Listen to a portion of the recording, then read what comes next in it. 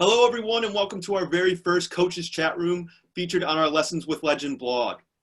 This brand new series is meant to open the playbook on various topics pertaining to the baseball development of youth athletes. Today, we will be focusing on coaching in general. We are very fortunate enough to have an amazing panel of former Major League players with us today: outfielder Scott Bullitt, outfielder Mark Witten, and pitcher Rich Thompson. These three Major Leaguers played for a total of 21 seasons in the Major Leagues. And each of your panelists today not only played baseball at the highest level, but they have also had the opportunity to coach baseball after leaving the professional diamond. Gentlemen, thank you so much for being here with us today, and happy National Coaches Day. Okay, honored to be here. Thank you guys so much. So I'll get us started here. At the Alumni Association, we believe that coaches have a very important and prominent role in the lives of young athletes. So let's start the chat room off by hearing really briefly, what is it about coaching that motivates each of you to show up every day? Mark, why don't you start us off? Well, usually it's the kids. It's all about teaching the kids the game of baseball, especially when you have a young group of kids. It's just trying to get them to learn how to play the game the correct way because, I'm pretty sure those guys have been through as well as I have with these dad coaches, and especially with travel ball, they're playing their favorites and not really teaching everybody the fundamentals of the game. Right. So, the motivation of just trying to see the kids improve as they get older, and that what keeps me going anyway. Right. And that's really important, is getting the development of kids. And a lot of coaches, you see that with a lot of coaches now. Development's huge. You're not going to make a star player overnight like Mike Trout. It's going to take some time. And Rich, why don't we jump over to you? What motivates you to coach every day? I think with all of us here, somebody along the lines in our career really took the time to develop ours. And I think that next sort of roadmap for the kids of tomorrow is that why wouldn't it be you to help that kid enjoy baseball and move on and move on with this game and get the enjoyment we had and the success we had in this game. So. Right. And it's awesome that you're getting the opportunity to pass that down from coaches that you've had, but now you're getting the opportunity to send that message, and who knows how far that can go with these kids. You have enough teams, as you said. And Scott, we'll finish off with you for this question. What motivates you to coach every day? You know what motivates me the most is just to have these kids out here playing, being active and keeping their butts out of trouble. So, we monitor a lot of things with these kids in my program. We go far as, do their schoolwork. We make sure they have the grades. If not, they don't play for us. We got a lot of rules set out for these kids to have some fun. And that's where a lot of these, I try to, like Mark just brought up about the parent coaches and stuff like that. So we eliminate ourselves from that. We try to have our own clubhouse. The kids, we train them, we develop them, and let them play the game like it's supposed to be played. And the parents stay off to the side, and just let us enjoy doing the work. And I get a kick out of it, just the opportunity to have these kids come through our programs and get the opportunity to see them further their career at the major league level and the college level. So that's what we breed back down here, up here in Canada. So right. And that's awesome that you preach education. That's something that we do at our coaches clinic. Always. We do it at our LFY clinics. If you guys have seen in the past, you guys have been a huge part of those clinics in the past, and we thank you so much for that. Education is huge, and being able to move kids on to a higher level seems to be a very rewarding process for you guys, if you guys could agree with that. I agree with it because, I always ask the kids, and I tell the parents, and I ask the parents, like, what's your kid going to do when the sweat dries up and he can't play anymore? You got to have the education to fall back on. Count them ABCs and 1, 2, 3s, buddy. That's why I drill these kids with.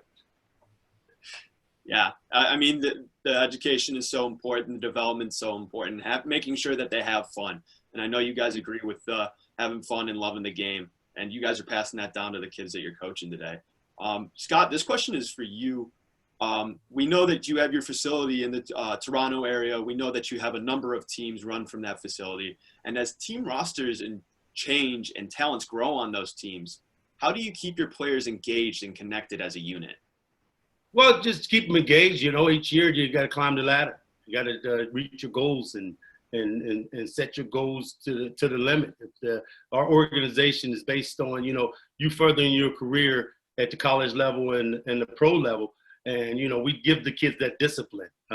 It's more than baseball at our facility. So we mentor these kids on and off the baseball field, make sure they, stay out of trouble and mentor them, make sure they don't put crazy stuff on the internet and get themselves in trouble and just be kids and go to school and get an education and play, and that's what I love doing it. I get a kick out of all my kids that come through my program. And then when they graduate, my reward is a hoodie and a hat where the organization they going to or the college they going to. That's my treat. And I get a kick out of it. I got hundreds of them hanging in my locker right now.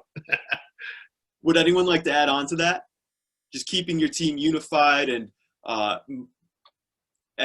connected as a unit. Mm-hmm. There is absolutely, especially in travel baseball, I think there is that turnover in some regard, and keeping everybody happy is not always going to be possible, I suppose. I think realistically, we try and put together the best product we can on the field. However, we don't know what that player is going to be when he's 15. What if he is a 8-year-old that, he isn't developing quite as early, he hasn't got those skills, or, 10, 12, what's to say he doesn't hit puberty and become this absolute monster and become an absolute dude? Right. So we really try and be as inclusive as possible through ours, because you just never know. We all know those guys that, really didn't pick up a baseball until they were 17 and then started throwing 100. Right. Why would we, exclude this great game of baseball from anybody? It needs to be that inclusive ability to grow the game just in general, and feel the love for every kid that we got on the diamond. Right. That's extremely important. And like you said, it's really important for inclusiveness and to have that team bond off the field. And then eventually those players who you include, who might not be the best now, they will end up being a lot better when they grow up, just from being on that team and building that team unity. So I completely agree with you in that. And piggybacking off of that a little bit, Rich, you have a few teams down in Arkansas, and you're starting coaching at a JUCO program here in the future. What do you do in a situation of conflict between teammates? It's funny enough, I think the parents often ruin it more than the kids. Right. They always are the ones that really get in trouble. I think we've all been in a clubhouse where we don't always get along, and we are all from, different backgrounds, and baseball is such a great game in the fact that, not everybody is from the same socioeconomic background, or, I'm from Australia, and, we grew up completely differently to the kids in Latin America. So there's always that little bit of friction at times, especially in a clubhouse. But I think if we are all grown men and at some point you're going to hug it out, and you've still got to be teammates between the lines. Right. You are going to be that guy to bring your buddy up, and as a team, and if not, I think you separate yourself, and then you end up finding yourself looking for another situation. Right. Completely agree with you. Mark, do you want to add on to that? Yeah, well, usually I've noticed mostly with the kids. I've been doing, the younger kids for a while now. Like us guys in the clubhouse, we're the ones that usually have the squalls and stuff. But I haven't really experienced the kids really going at each other like that. Like you said, usually it's going to be the parents, right. But I'm pretty good with keeping my parents in check.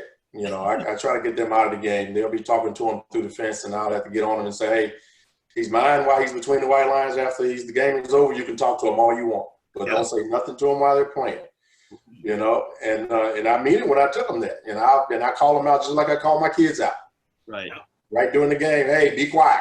You got to let them know sometimes, because they will do it. But it's force of nature to want your kid to do well and to talk to them, but they don't have the insight that we have to teach them to know that they're going to mess up a lot. Right. So it's a matter of just getting them to understand, just let him play. He's going to make mistakes. We know he's going to make mistakes. If anybody gets on him, let us get on him. If you want to get on him after the game in the car, that's when you do it. You know, but while he's playing, just let him play and try to have some fun while he's learning, because he's going to mess up. You know, Right. you got major leagues messing up, you know, so Exactly. you know, it's just trying to keep them in check, keeping the parents in check to allow the kids to develop and grow. Right. And it's really important that they're patient with them. And then you're preaching the fact that to stay a little bit more lax and having more of a open feeling towards the game. And baseball is a game of failure. I've heard from so many times at so many clinics, you fail 7 out of 10 times, you're going to be an all-star. So Yeah. it's really important that. It's about teaching them through their mistakes. Right. You know, you don't tell them, learn from your mistakes. Just don't make the same mistake all the time. Right. You know, if they do that, then they're going to improve as a player. Exactly. And development is something we've touched on a lot during this chat room so far. And I want to move on to our next question. Mark, this one's actually for you. What are some of the top coaching tips you would share with coaches who are starting out their career today? Anything in particular you would tell a coach who is starting their career? Get your parents in check first. Right, man. Right. Oh, I mean, I'm serious about these parents, man. You got to get them in check. But for us, when it comes to the kids, it's just about teaching them the fundamentals. The fundamentals. Just try to get the fundamentals of the game down, and as they get better at that, then they'll play better as a team. Because you're going to have weak links of some kids that aren't as good as other kids. So you just got to try to teach them all the same, and, you know, and try to have fun with them at the same time. Right. Don't just get on them all the time because when they make mistakes. I'll be the first to tell a kid when he did well. I'll be the first to tell a kid when he did bad. And you know, and they seem to take it pretty well, you know, but they're going to have to, because like I said, this is a game of failures. Exactly. You know, and you just got to go out there and just try to have some fun with it as well. Keep them loose. You know, I've managed to win a lot of games with some kids that weren't that great, but I've had some good ones on the mound. That's where I always ask a kid, "Can you pitch?" Well, you're gonna learn.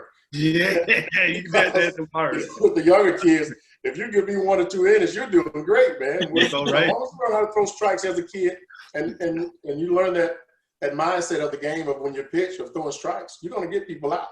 Right. So you don't have to throw hard. Worry about throwing hard later. Just throw strikes. Right. And And that's you know, little stuff like that. I'll put a kid that probably hadn't even pitched out on the mound just to see what he does. yeah. You know, and usually they're nervous at the start, but then they work their way through it. Right. You know, don't let them throw too much, maybe 20, 25 pitches, whatever you get out of that, then, hey, all right, the next one's turn. You know, of course, this is the kids that are like in the middle ages, around the 14s and the 13s. You know, usually by the time you're 15, 16, you kind of know what position you want to play. Right.